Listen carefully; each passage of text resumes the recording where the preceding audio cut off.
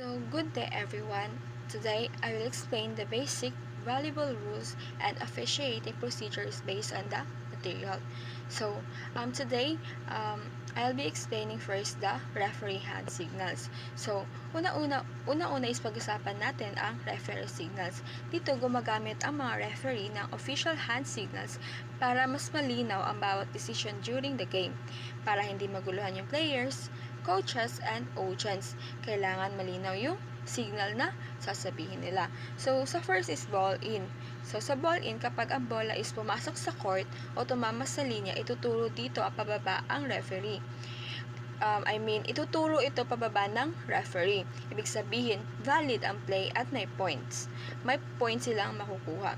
And then, ball out naman, kapag lumabas ang bola at hindi tumama sa linya, itataas ang kamay o flag. Ibig sabihin, out ang bola. And then, ball touch naman. Sa ball touch, ay pinapakita nito na may player na huling tumama sa bola bago ito lumabas. And then naman sa judgment impossible. Sa judgment impossible naman, ginagamit ito kapag hindi malinaw kung sino ang huling tumama sa bola. And then the last is delay warning. So, sa delay warning, ito ay warning kapag may team na nagpapatagal ng laro. Halimbawa, matagal mag-serve. So, yun yung delay warning. So, yung mga signals na ito is mahalaga para malaman natin or para maging fair at organize yung laro. Next is pre-match meeting. So, sa pre-match meeting, bago magsimula ang match, may tinatawag tayong pre-match meeting. So, dito, nakikipag-meeting ang mga referees at team representatives para i-clarify ang warm-up procedures, ipaliwanag ang rules, at malaman kung sino ang unang magsaserve at saang side sila magsisimula. So, ginagawa ito para pareho ang understanding ng dalawang teams bago magsimula yung laro.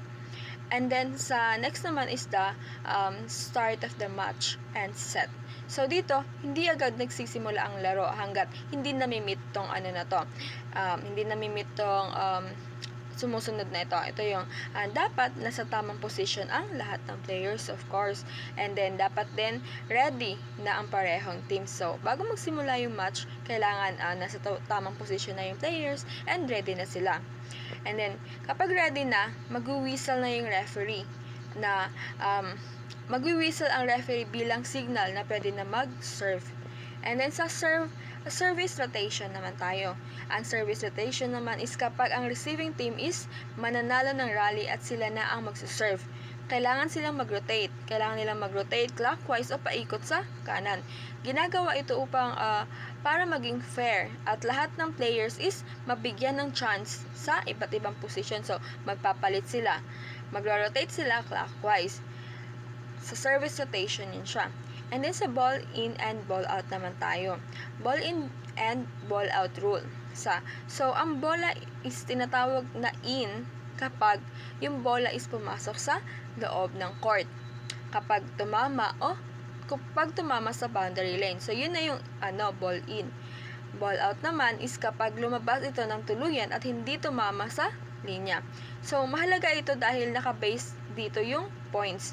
So, kailangan malaman natin yung ball in and ball out para malaman natin kung anong puntos yung makukuha ng players. And then sa method of scoring naman tayo or rally scoring system. Sa volleyball, ginagamit ang rally scoring system. Ibig sabihin, sa bawat rally is may point agad. Kahit sino ang magsaserve, pwedeng makakuha ng point. So, kapag mas nabilis at mas competitive ang ganitong scoring system. So, next naman is timeouts. Ang bawat team is may 2 timeouts per set at bawat isa is may 30 seconds. So, ginagamit ito para magpahinga sila, magplano ng strategy, and mag-usap yung bawat team. And then next is how to win a set or match. Para manalo sa set, dapat kailangan maka 25 points yung team. At dapat lamang ng at least 2 points. Ang deciding set ay hanggang 15 points. Pwedeng best of 3 or best of 5 ang format ng match. Sa sanctions and penalties naman tayo. Dito para ma-keep or mapanatili natin yung discipline ng bawat players. Yellow card kapag warning at may point ang kalaban. red card kapag expelled ang player o coach sa set. And then red and yellow together naman is disqualified sa buong match. Meron naman tayong meron tayong mga common violations. Ito yung mga ilan sa mga common violations natin tulad ng lift o hinahawakan ng bola. And then throw naman kapag tinapon ng bola instead na i-hit. And then double hit naman kapag dalawang beses hinahawakan yung bola. And then more than 3 hits, sumobra sa 3 touches ang bola.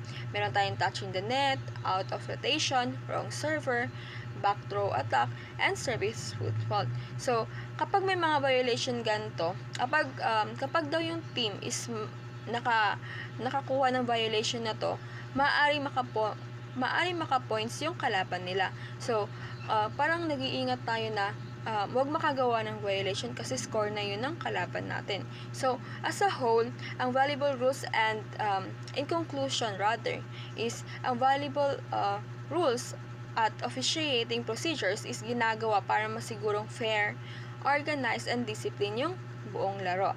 Kapag naiintindihan natin yung mga rules na ito is mas may enjoy natin ang game at mas magiging maayos ang competition. I think that's my part. Thank you.